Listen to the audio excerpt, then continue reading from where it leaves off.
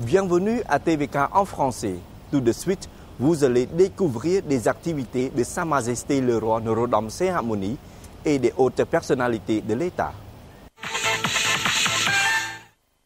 La cérémonie du sillon sacré avait été organisée cette année au chef-lieu de la province de Kampong Cham, à quelques 120 km au nord de la capitale de Phnom Penh. Sa Majesté le Roi Norodom Sihamoni a honoré de sa présence la cérémonie du sillon sacré qui annonce le commencement de la saison des cultures. Y était aussi présent Somdet Akemoha Ponyi Chakri Hein Samran, président de l'Assemblée nationale, le vice-premier ministre Son Excellence Tia Banh, ministre de la Défense nationale et d'autres officiels de haut rang, ainsi que des invités nationaux et internationaux. Son Excellence Long Lam Thai, nouveau gouverneur de Kampong Cham, roi de Mia, pour l'occasion, conduisait une des charrues alors que son épouse, incarnée Mehua, la semeuse, enfant de cortège. Après le labourage, de bœufs sacrés ont été conduits devant les 7 plateaux, garnis de riz, de haricots, de maïs, de sésame, d'eau, de vin et d'herbe. Les bestiaux n'ont mangé que du maïs. Cela augure de bonne culture du maïs dans tout le pays cette année. Somdet Akemoha Senapadaï Daecho Hun Sen a eu le 20 mai au centre de conférence de Korpik à Phnom Penh une rencontre avec quelques 3700 achars qui ont terminé leur cours de formation.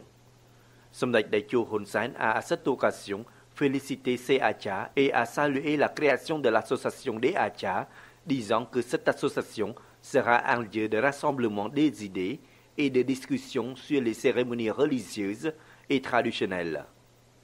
Le chef du gouvernement royal a profité de cette occasion pour appeler tous les achars à se rendre aux urnes le 28 juillet prochain. Selon son Excellence Mun Khen, ministre des Cultes et de la Religion, son ministère a jusqu'à présent organisé 16 cours de formation pour plus de 7000 achars, 30 sujets différents liés au rôle, aux fonctions et au code de déontologie pour les achars cambodgiens, aux cérémonies traditionnelles et religieuses, etc., ont été présentés pendant ces cours de formation de 10 jours.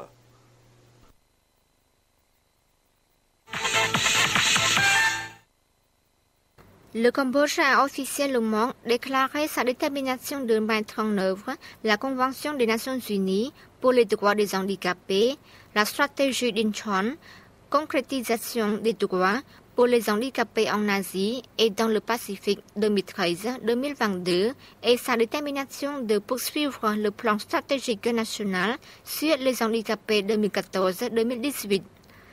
Cette déclaration s'est faite le 29 mai au Palais de la Paix à Phnom Penh lors d'une cérémonie organisée sous la présidence de Somdet Akemoha Senapadaitcho Hun Sen.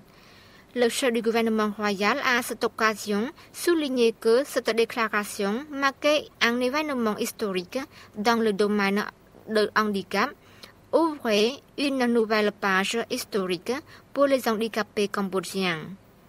Cet événement, a-t-il affirmé, vise à montrer la volonté et la détermination du gouvernement royal cambodgien de continuer à défendre et à rehausser les droits des handicapés, suivant la Convention sur les droits des handicapés ratifiée le 20 décembre 2012 et mise en vigueur pour le Royaume du Cambodge le 19 janvier 2013. Le Cambodge a-t-il poursuivi est prêt à coopérer avec l'ONU pour collecter tous les soutiens à l'application de la stratégie d'Incheon, concrétisation des droits pour les handicapés en Asie et dans le Pacifique 2013-2022. Somdet Akemoha Senapadaitcho Hun Sen a aussi annoncé que le Cambodge serait aussi pays hôte de ASEAN Paragames après la tenue des Jeux d'Asie du Sud-Est connus sous le nom de SEA Games en 2023. Le Cambodge ne peut organiser ces événements sportifs avant 2023 car le pays a besoin de ressources pour le développement des secteurs prioritaires comme la construction des infrastructures, a expliqué le chef du gouvernement royal. Les ASEAN Paragames sont un événement multisportif bisannuel tenu 2 semaines après la fin de chaque SEA Games pour les athlètes handicapés de l'ASEAN. L'idéologue du régime des Khmers rouges, Nuon Chea et Khieu Samphan, chef de l'État cambodgien démocratique, jugés pour génocide, crimes de guerre et crimes contre l'humanité, ont présenté ses excuses sincères aux victimes et ont admis pour la première fois le 30 mai leur responsabilité dans une entreprise de mort qui a fait quelques 2 millions de morts entre 1975 et 1979. Le point de Chiepanet.